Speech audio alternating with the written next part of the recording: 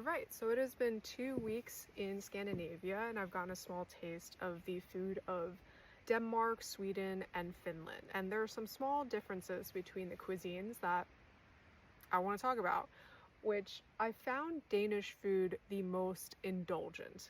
So a lot of pork products, wheat products, a lot of dairy products. So they do have this culture of hygge, which is like coziness, comfort.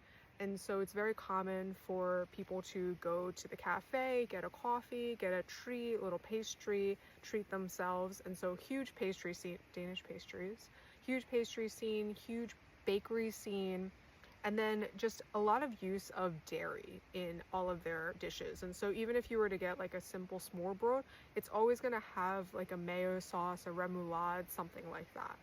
And then Sweden, by contrast, it's a much larger country full of more lakes and forests. And so there is more of a focus, it seemed to me, on more simple cuisine. And so a lot of the food that I ate, there would just be like one main ingredient.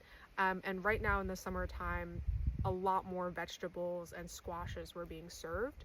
And it would just be like one simple ingredient and then maybe like 3 or 4 ingredients total in the whole entire dish.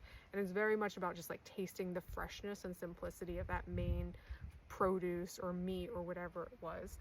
And then Finland, I think, is like Sweden, but even more rustic. So really dense, dark rye breads, salmon soups.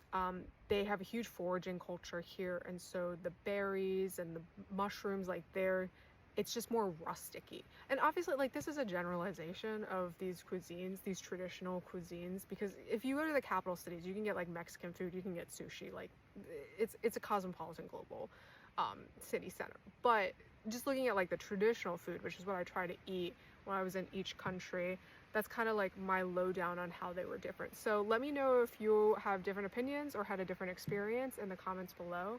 But until then, goodbye from Finland.